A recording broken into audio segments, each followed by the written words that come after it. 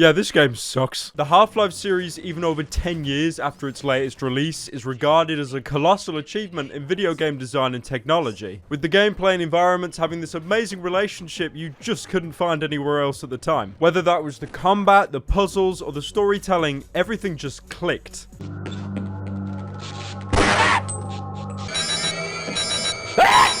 Now, when I was approached by a guy telling me that he was making a Half-Life mod and that I could voice act in it, I thought, hey, what could possibly go wrong?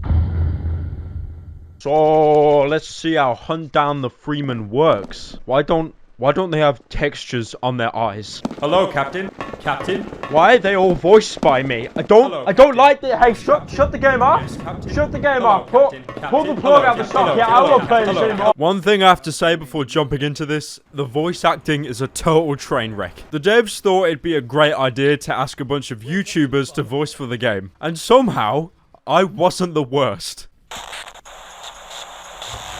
My fellow Americans. Oh no. That we have made a strategic decision to surrender. If they were added just as minimal NPCs to stick on the back of the box, that'd be fine. But most of these guys are pivotal characters in the story. And the problem is, when you watch someone as a YouTuber and then hear them in another media, you'll always hear them only as a YouTuber. So when you hear I hate everything, he doesn't become a grizzled army grunt who for some reason goes bald halfway through the story. He's still just I hate everything. A British man with a British accent who voices an Asian American soldier? I guess you could blame this on the poor direction the game devs gave us. Plus the fact the audio mastering is either god-awful or just completely non-existent.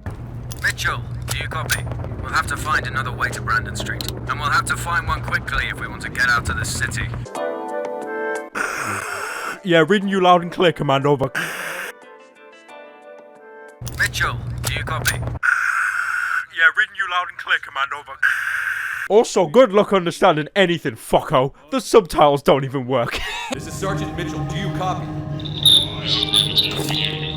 What is he saying? What the fuck is he saying? Just look at this clip. Sure, my delivery is total dog shit, but my character is wearing a full face mask, but just sounds like he's talking through a megaphone. Maybe you should open your mouth and start talking. The aliens are coming. We've been compromised. Let it out, Corporal. Oh, Colonel.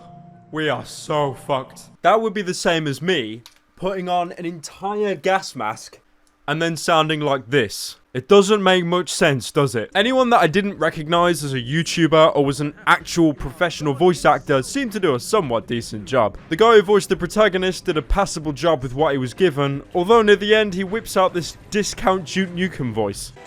You fucked up my face. I can explain. You have my permission to die. Coming soon, Hunt Down the Freeman forever. Whoever played the G-Man stole the show, emulating the actual G-Man stutters and pauses, although someone really needs to tell him how to pronounce Black Mesa properly. Black Mesa, alive from Black Mesa. Misa called Jaja Binks. The use of Source Filmmaker was great. The cutscenes are actually a major highlight of the game, mostly because when you're watching them, you don't have to play the game. Now, I want you to think of the blandest, most redundant thing you've ever done in your entire life. Now, expand that to 14 hours, and now put your dick in a pencil sharpener. And that's Hunt Down the Freeman. It's actually amazing how there's so much stuff packed into this game, but none of it works. Think of movement in first-person games. You've got your basic stuff like crouching, sprinting, and maybe some more advanced stuff like climbing and mantling. They couldn't even do that right. Whenever you crouch, instead of actually crouching, like every fucking game ever made, I'm not wearing hockey pads. your guy does this weird-ass crouch slide that's actually useful like twice in the entire game. You can also go prone now because, you know, other first-person games let you go prone. I think that's the only reason. A totally pointless addition, only really used to squeeze through spaces where this retarded animation can't. Now come on, we've all played Half-Life. Why can every vent here be entered with just a crouch, but here you've got to go prone? In Half-Life the vents were downtime, moments where you could ponder on previous dialogue or combat. But here,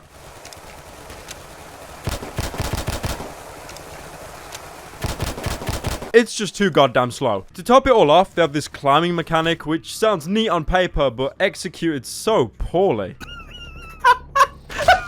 Firstly, you need to find something to actually climb on, which will never be explicitly shown, so enjoy wall humping half the game to progress. When you do eventually find a spot, you'll have to holster your weapon, only you can't holster your weapon because you need to enable the key to do that in your controls. And once you've done all that, you can finally climb up and keep playing this shit game. Unless you're climbing a pipe, because the climbing animation on them, it takes a long ass time, alright? I'm talking weeks, months, I don't know, fucking years, man.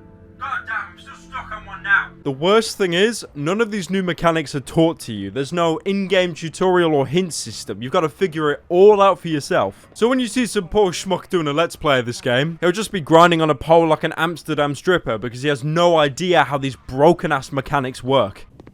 Okay, so just no clip to the top. The environments initially are these bland rectangle corridors without hosting any form of exploration for extra items and gear. You know, that staple Half-Life had. Later on, they do open up to these massive vistas that are great to look at if you're running Windows XP. These maps feel like I've booted up Half-Life 2, put in no clip, and flew to a part of the map you're meant to see, but not actually go to. In the first instance, you're given a jeep, which you'd think would be smooth sailing, up until something happens that pushes you off the beaten path. Move out the way. Oh my, nice. Now I'm just gonna go off the cliff. Fucking nice, mate. And I didn't even die. You can't even die right in this game. In Hunt Down the Freeman, losing progress usually boils down into two options for you. Load a quick save, if you have any. That will probably crash your entire game anyways. What the fuck? Alternatively, you could spend 15 minutes circling a gigantic wasteland of a map just to get back to where you're going. And after all that time you spent getting your progress back, something totally out of your control will break, forcing you to reload anyway. So some areas of Hunt Down the Freeman boil down into this nasty, vicious cycle. Some reckon that these massive open areas were added just to get the game time past the point where you could refund it. And although I don't agree with that, I can see why people think it, because there's just nothing to do here. A word of advice to anyone that is actually mentally insane enough to buy this game: never quick save in a vehicle. With a game this broken and flawed, and without hosting an actual manual save feature, you'd think that quick saving every 5 seconds would be the safest way to progress. But if you quick save while in any kind of vehicle, then load said save, it'll totally corrupt your game. The same goes for level transitions, forcing you to crash to desktop. Basically, stay the fuck away from vehicles. Just get off your fat ass and take a nice stroll enjoying the views. The views of, what is this, fucking Silent Hill 2? In my restless dreams, I see that town, Silent Hill. The gunplay is serviceable, I guess, once you ignore the fact they forgot to overwrite the original game assets.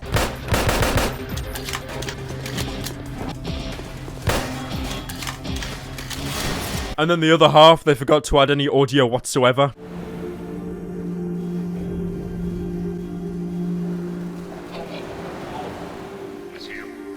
You have this lean feature in cover, which is totally pointless because you're usually being swarmed by enemies. You can also iron sights now, but again, it's totally pointless because the mouse sensitivity slows to a crawl, meaning anything with a scope is just a chore to use. Plus, if you think about it, what's the point of using tactics and strategy when you can just hip fire and strafe every enemy to death? To be fair, this is how you dealt with most combat throughout Half-Life. But what made Half-Life's combat great was the enemy placement and the environments that facilitated it, making each fight feel unique, whether that's the way enemies are introduced or items and props the player can use to aid them in combat. But this game's just like, no, that shit's too complex. Hey, just have fucking 800 enemies to fight at once. You'll either be killed by running out of ammo or an enemy spawning on top of you because there's just so goddamn many.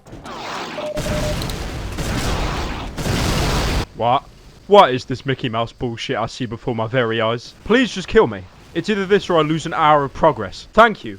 Thank you so much, Headcrab. Thank you. There was one point where I was gonna die because I had no weapons. And I only survived because some dumb shit threw a grenade and killed himself, letting me get his weapon. If I have to rely on faults in the game just to progress, that's bad game design. There's also a bunch of assets reused from other games, and they really don't fit the aesthetic of Half-Life. Comparing these two, you know off the bat they're from different franchises. So it really takes you out the experience when you see this mishmash of assets from different games, some placed in without proper context or reason. Like the time I found a Dr. Breen water machine, even though the point I was playing in the game, the Combine had only just started invading Earth. That doesn't make sense. A perfect example of this is some of the opening enemies that you fight. You can't fight the human combine foot soldiers here because they don't diegetically exist in the game world yet. So you fight these big boys instead that look like they just came from an expired tin of Green Giant. Someone on the team saw the concept art for cut enemies from the actual franchise and just thought, yeah, I don't know, let's fucking have all of them. Jeffrey, stick all of them in. So you've got 3 cut enemies mashed into one, not to mention how they still move and act like normal sized NPCs. But it's okay, guys, because the grenades are blue now. Isn't that just... Hunt Down the Freeman is split into 5 segments. I've designed a graph with my experience for each one. The story takes place before, during, and after the 7-hour war that set up Half-Life 2. You begin the game as a HECU soldier, which was one of these big guys from Half-Life. Come get me, dickhead! You are Sergeant Mitchell Shepard, a very subtle nod to you being the sibling of Adrian Shepard from opposing forces. Oh no, don't do it. Don't do it. They brought opposing forces into this, didn't they? Don't say it, Adrian. Don't you dare. Adrian?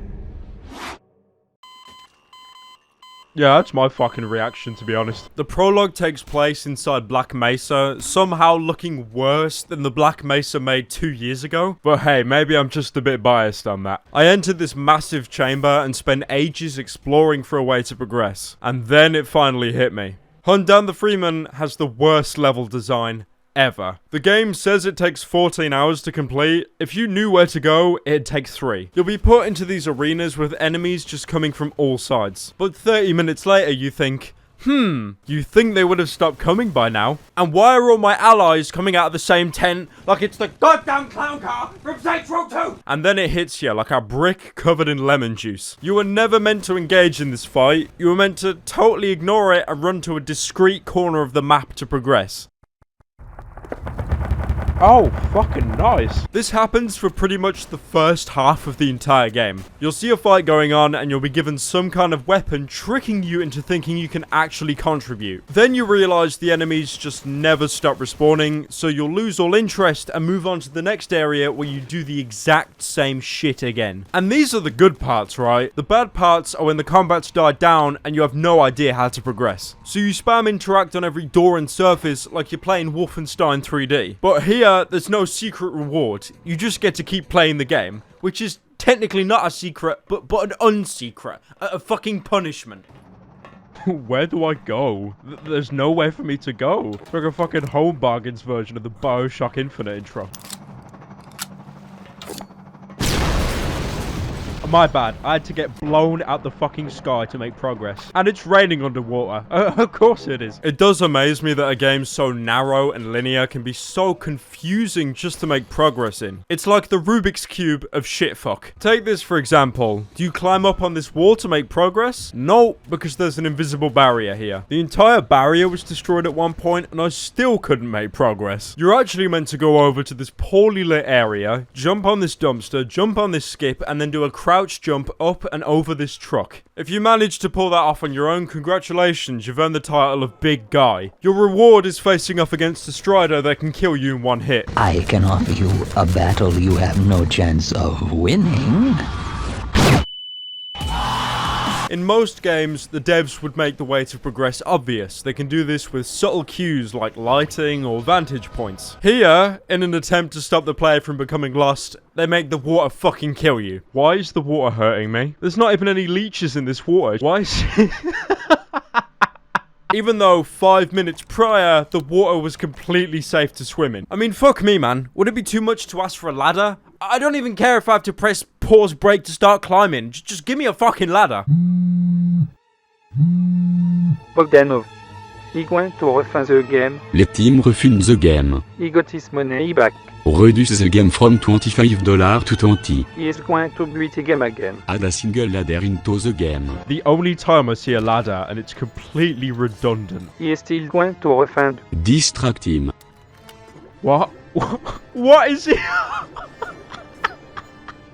He is going to complain on Twitter. Suspend his Twitter account. He has gone past 3 points he can refund the game. y es going to kill yourself. Perfect. Transfère tes Half-Life et tes assets. And find a notaire.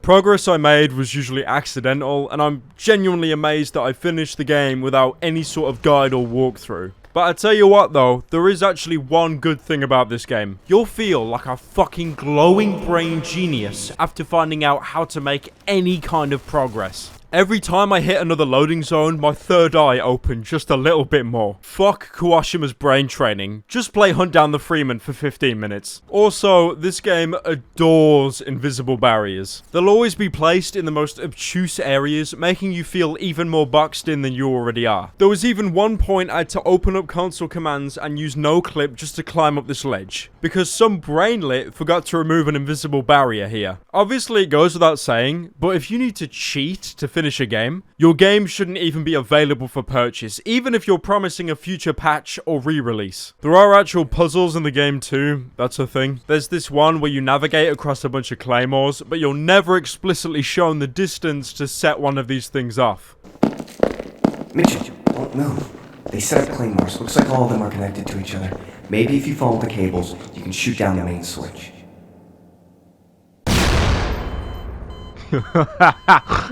So what you have is this horrible trial and error of finding the one preset path the devs put in. Alright, so the link's been severed. I should be able to shoot these claymores now, right? Nope, I guess not. Another puzzle, if you call it that, is inside this mansion. I can clearly see that this part of the floor is destructible. And in the next room is the game's only case of infinite grenades. Now, how would you, an intelligent gamer, think of a way to progress?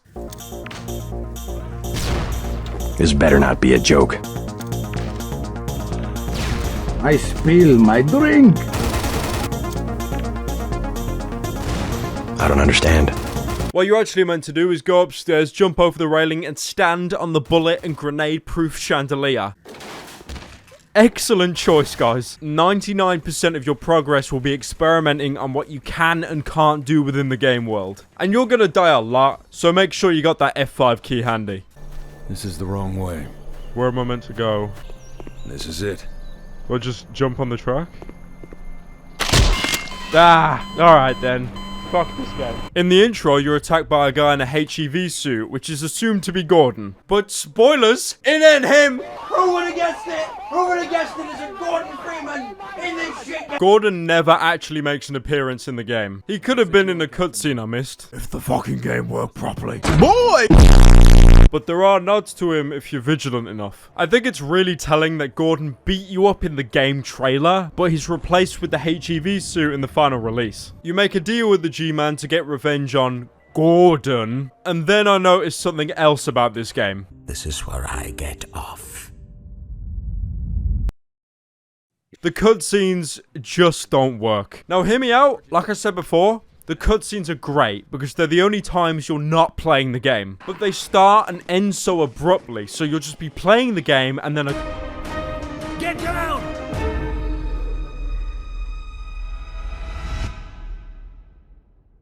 Okay. The devs also forgot to remove the triggers for these cutscenes, so sometimes you'll be stuck in an endless loop watching the same cutscene over and over. Plus, they go against everything Half-Life was about, seamless player interaction and storytelling. There's a reason Half-Life games didn't have cutscenes unless it was integral to the development of the plot. Also on the subject of storytelling, remember in Half-Life 2 when you could interact with most NPCs to get a little bit of dialogue or world building? Well, not here, fucko.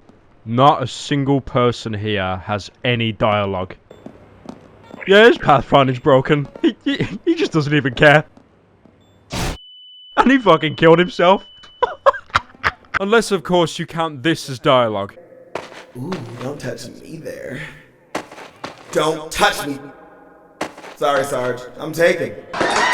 But Pyro, don't you think it's unfair that you keep comparing a small team of devs to the monolith that is Volvo? Not really. when the team at Valve were fairly small themselves. Also, these guys have the audacity to charge $25 for this piece of shit. Keep in mind the Half-Life 1 remake Black Mesa is $5 cheaper and at least 500 times better. On top of that is a quick list of Half-Life 2 mods that are infinitely better and totally free.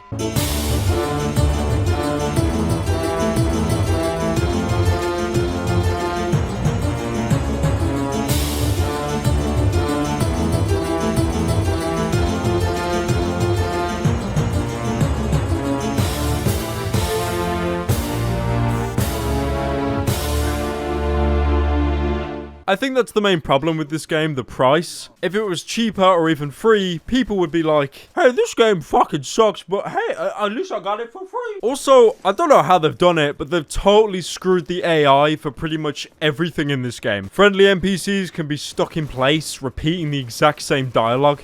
Move, move, move, move, move, move, move, move, move, move, move. Or they'll just be walking into each other, usually making any kind of progress slow to a crawl. Meanwhile, the enemies don't even acknowledge you, even if you're firing hot lead into them. The AI seems to suddenly activate only when you're nearby, and this is easily the worst immersion breaker in any video game. You want to feel like you're a part of the world, not the world itself, and Hunt Down the Freeman totally fails in that regard. Also, this game is just too goddamn dark. You get these night vision goggles that help alleviate this, but they disappear about a third into the game and they're never seen again. My guess is that about 5% of the total bugs have been found by players. The rest we can't even fucking see. Look at this cave. Impossible to see, but you're given a single flare to help navigate. Now, in every other game ever, you'd pop the flare and hold it to illuminate the area around you. How do you think they handle it in this game? Oh, nice.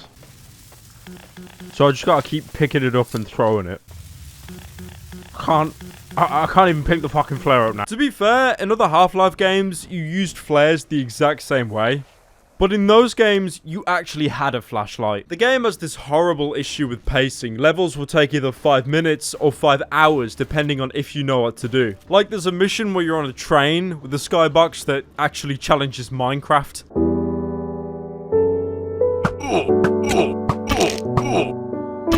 Only this never ends. Seriously, I was here for over 40 minutes and the level never ended. What you actually had to do was grab the minigun, travel back to where you spawned, and then shoot out the window and climb onto the ledge. That's seriously the only way I could progress. This is easily the most inconsistent game I've ever played. It'll copy rules from Half-Life and then smash them down a moment later. Hey, you see these wooden planks you can destroy? Well, not here, fucko. Good luck finding why this specific wooden plank is impervious to all damage. Why is this letterboxing on the cutscene bigger than any other cutscene in this game? Whoa! Have you lost your fucking mind? Lower that thing. You're gonna blow us all up. It looks like someone you'd see in the audience of a PS2 racing game. Calm down.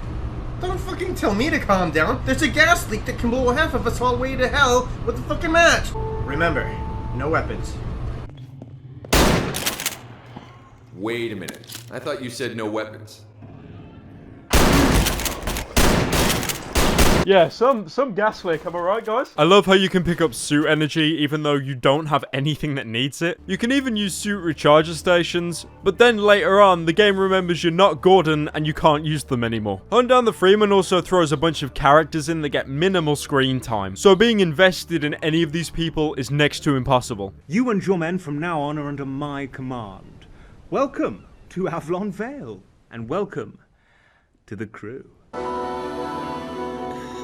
You made a deal with the devil. Here, you have it. What, he's dead?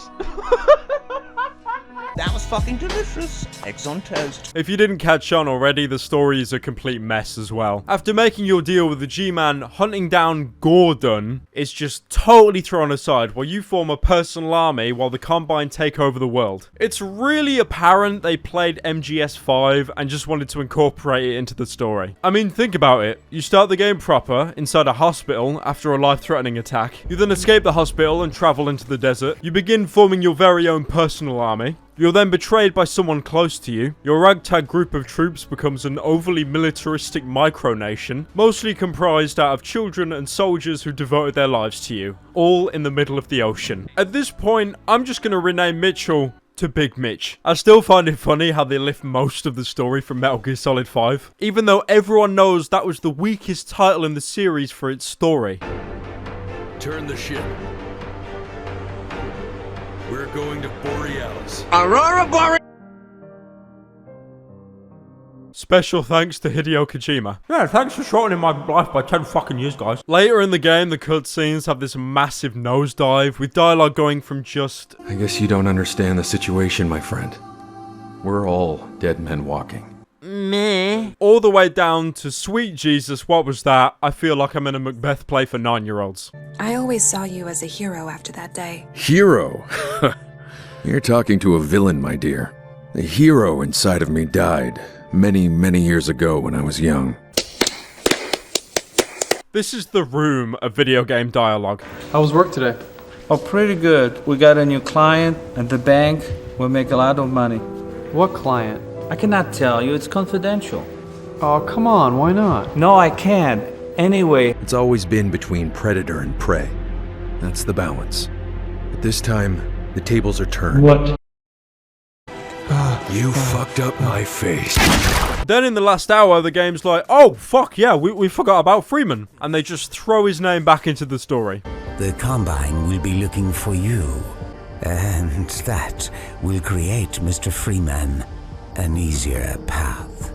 Black Mesa. It amazes me how much stuff they lifted straight from the actual Half-Life series. There's this chase scene where a rebel blocks the door for you, you escape onto the rooftops, go back indoors, and are eventually cornered and beaten until the screen goes white. I half expected Alex to pop up in front of me and save me from this shit game. Or there's the part where you're being taken captive to the Citadel. And then there's the stuff they changed for no goddamn reason. Like the Vortigaunts now instant cast their attacks, making them pretty much impossible to dodge. And they totally remodeled the 9mm pistol. I mean, I can appreciate the effort, but don't you think there were more pressing matters than remaking an already existing gun? What the fuck? Is that allowed?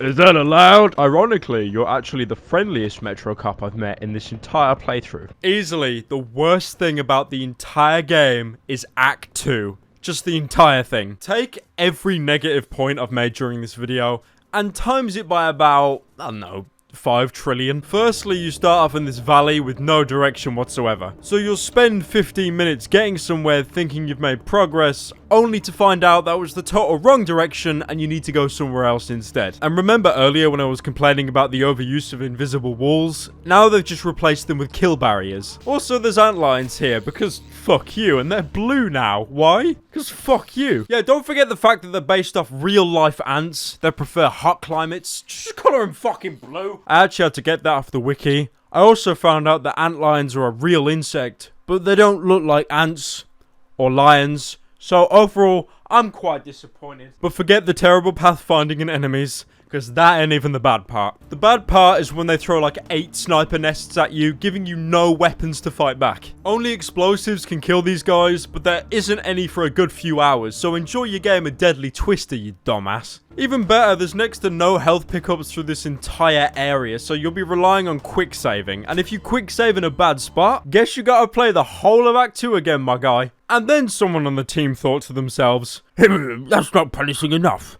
I can actually still get out of bed in the morning. So they add these fucking railguns that have unlimited range, so you'll be in another continent and they'll still be able to scope you while yelling, "Mom, get the camera." Where did he shoot me from? Oh, there. Of course. My bad. Plus, they can shoot through the map, so there's never really a point where you're totally safe. That's still not punishing enough. I didn't strangle my wife to death this morning. So they add these spotlights that have unlimited range, and if they spot you even for a second, a fucking orbital strike comes down from the heavens and obliterates your entire forehead. Remember in like every game ever, when a security camera spots you, you're given a few seconds to hide and try again? Nah, that's some baby shit. Just quick save and load for 4 hours straight.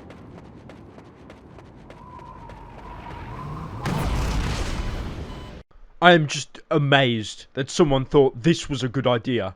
This was good level design. Your fucking brain is on airplane mode. So overall, you've got this mishmash of broken content, content lifted from other games, and stuff that doesn't even fit in the Half-Life world. Plus, the devs really aren't helping themselves here. The game on Steam says it's 60 gig, even though when I downloaded it, they've compressed it down to 25. And even more pressing, they continue to keep the game up on the store page when they're probably aware that no one can complete it without cheating. Hell, I played Half-Life 2 Lost Coast, a 15-minute tech demo, and had a more wholesome experience here than this entire game. Hi, this is Gabe Newell, and welcome to the Lost Coast. The main thing that we're working on right now after we get the orange box out the door is going to be episode 3. The developers actually offered me a code for this game, but I declined and bought it myself. Wow, that's incredible! I also turned down any payment I would have received for doing my voice lines. You're fucking sane, Pyrocynical, holy shit! Shammy! Wow, Shammy, shut the fuck up! I mean, hear me out. I love money. Who doesn't? But there's so much bad press about this game going around, and initially, I just thought it was another hate train run by fuckwads. But pretty much all the hate this game is getting is totally justified. So I'm gonna pull a total Pontius Pilate and wash my hands of this game. Initially, when I was making this video, I gave the developers fair warning, and in response, they told me to not make this video because they're bringing out a patch that would fix everything. He said it would drop, let's see. Oh yeah, 4 fucking days ago. I don't think these guys are scam artists. I just don't think they're artists at all. You know those Gmod story maps people would make back in 2010?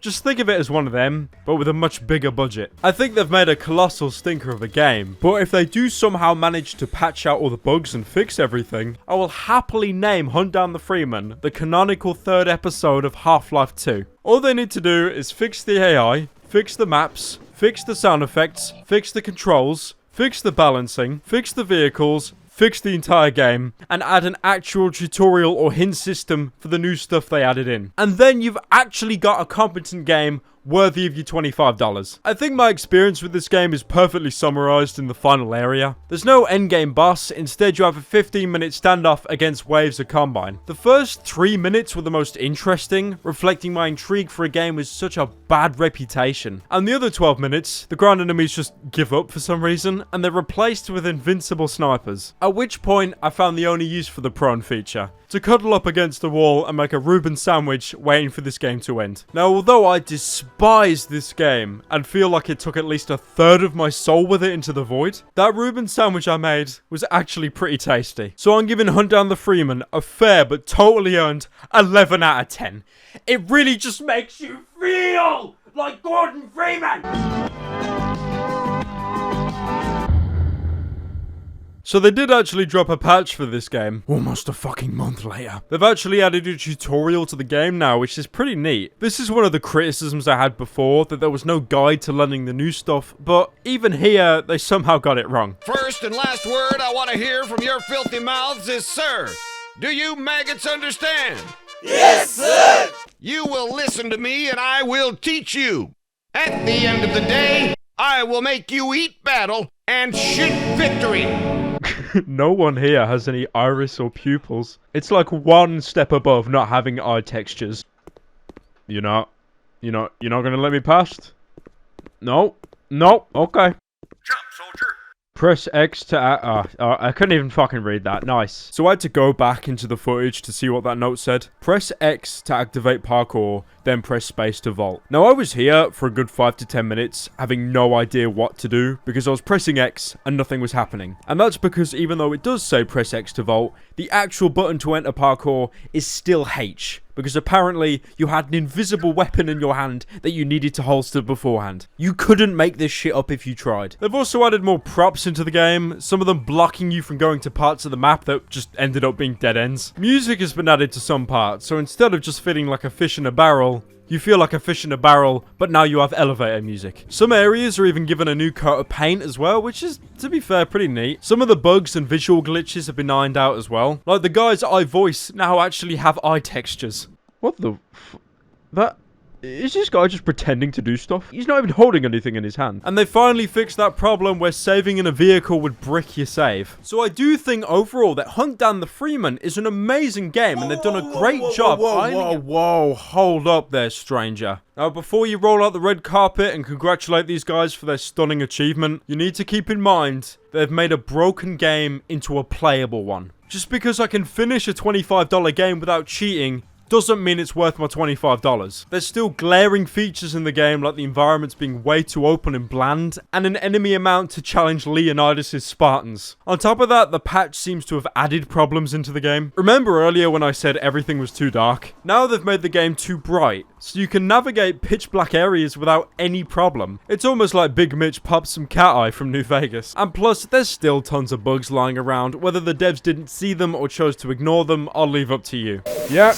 That is annoying, because that isn't the most annoying noise I've heard in my entire life. But I will commend these guys for sticking with this game and trying to patch out some of the bugs. It feels more like putting makeup on a corpse, but I do appreciate the effort nonetheless. I would like to think of this as a No Man's Sky situation, where a steady stream of patches and updates can slowly win back some of the core audience for this game. The core audience being people that play video games. But there's two main problems halting Hunt Down the Freeman. The game has no replay value whatsoever, and No Man's Sky, no matter how shite, was actually completable on launch. When you have a story-driven single-player game, you usually know you're gonna have one shot to make your mark. And the fact they didn't issue refunds and remove the game from the page while fixing an unbeatable game totally baffles me. As much as I want to have sympathy for these guys, I feel like they've dug their own grave on this one. But I wish them the best, and hopefully in any future endeavors they can actually competently check their games before releasing them with a $25 price tag. Now, I was gonna give this game like a 3 out of 10 or something, but seeming I'm in it, I don't know, I'll just give it a 10. Just this once. Also, I made a new Twitter. I'm not even going to tell you what it is. I'll just link it in the description, because by the time you watch this, it'll be fucking suspended again. From what I can gather, Twitter have blacklisted my computer's internal IP or some techno shit that I don't care about. So basically, I can only tweet from my phone, which is great. Have you tried typing on a phone compared to a keyboard? It's a thrilling experience. Anyways, thanks for watching. Hope you enjoyed the video. Just...